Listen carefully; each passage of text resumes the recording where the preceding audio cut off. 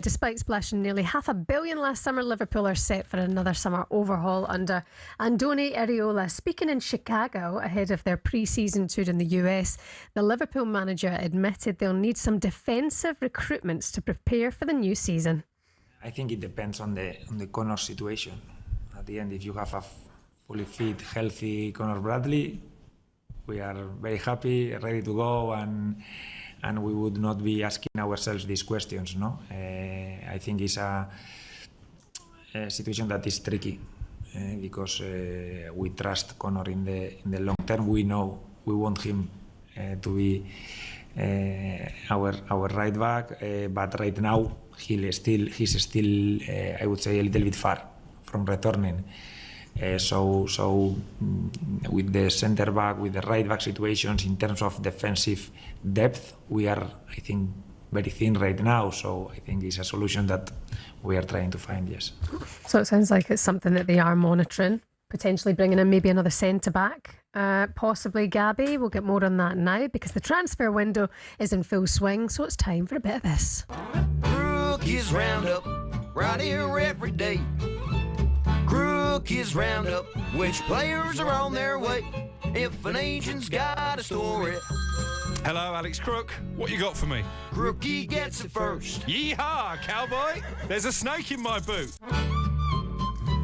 Now, if anybody deserves a little holiday, it's yourself. But you're back straight into it. I'm back. Covering Jim White and Simon Jordan this week, Crookie. I am. How's that going? It's going all right. Martin Keown was fun on Monday. We had a bit of a dust-up. Kevin Nolan a bit more serene yesterday, and we've got Darren McAntony for 3 days, so that'll be lively. And then I'm off to Goodwood next week for 4 days, and then Portugal the following week, so we'll get a bit of time off. Deserve Crookie. Yeah, no, it is. I miss the hat, though. It's not the same without you and the cowboy. It's been retired. Why? Why can't you just keep it part of your brand? Don't ditch the brand that really made you, Crookie. Well, the wife is not a fan either. Is she not? As you regularly reminded me, I'm punching, so I've got to do what she says. I've got to do what she says. I think she'd maybe like the cowboy hat. No, not a fan, and my daughter hates it as well. Dad, you're cringing me out. Okay, let's start with Morgan Rogers then to Chelsea. 117 million. Crazy money, but this is the market. Incredible when you think that when he was on loan at Bournemouth, from Manchester City, they had an £8 million option to sign him. And here we are a few years later after Scott Parker refused to play him and he's gone for a British record fee. Great money for Aston Villa. I can understand the frustration of clubs like Villa and Newcastle who seemingly want to spend and can't because of financial rules. And then you've got Chelsea, not in Europe at all this season, let alone the Champions League, breaking the bank again. I think they're going to spend big money on a centre-back as well, maybe Lacroix coming in from Crystal Palace. So, yeah, worrying times for Villa. But pray for Gabby, because when I told him 3 days ago that they were going to sign Alejandro Garnacho, he completely shot me down in flames, and here we are. No, looks like his game on. Yeah, we've had so many Villa fans on today, Crookie, and when I look at social media, I don't see one Villa fan saying they want Garnacho to come. He just hasn't done it. But Shebahn thinks that he's 22. He's a sweet boy, and he will become a fantastic player. He's a sweet boy. I think he's a good player, and I think he's got a bit of a chip in his shoulder. But I think the right manager could sort him out, and I think he's good. Definitely a good player in there. Did you like him at Manchester United, Crookie?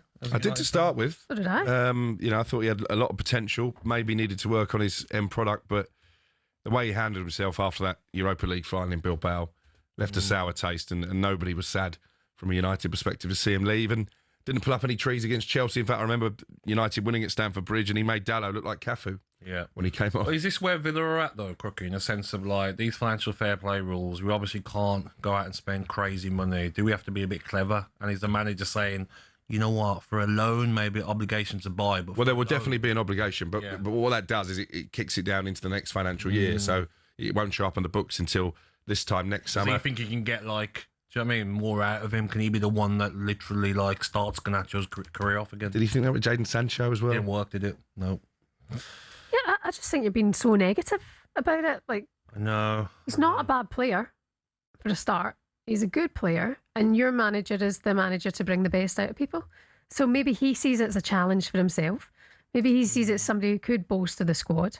Might not be the only signing from Chelsea as well. Nicholas Jackson obviously got a relationship with Unai Emery. Yeah, wouldn't totally rule that one out. Why not just give him the 117 back for their dead wood?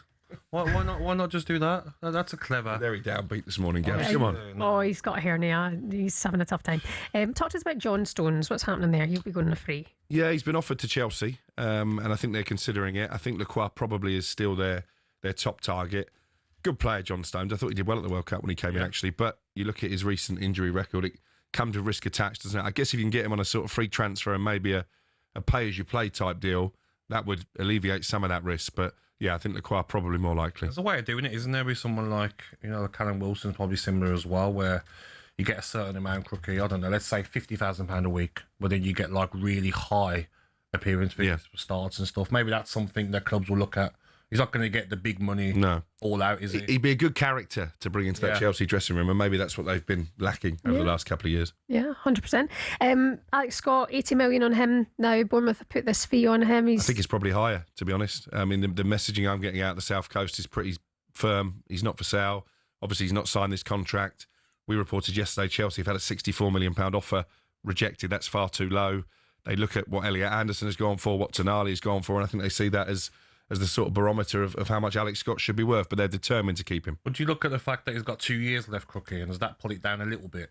Do you know what I mean, of the transfer fee? Maybe, but this time next summer, you're going to end up with a year left, and he's going to be, what, 40? And then I still think if the transfer window closes and he's still a Bournemouth player as expected, then you might find he does sign a contract with a sort of Antoine Semenyo release clause. They do love a release clause, Bournemouth. Yeah. You don't think Man United would spend that this summer on Alex Scott?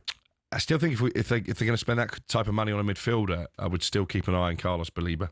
Okay. I think he's probably the all-round midfielder they need now to supplement what they've got with Tillemans coming in and Andre Santos as well. Okay, Somerville. He was linked with many Premier League clubs, but it looks like he's off to Saudi. Well, I just had an interesting call on that because I think his preference would still be Roma, but they're not going to match the fee that Al Hilal over in Saudi have offered. Huge money for Crescencio Somerville.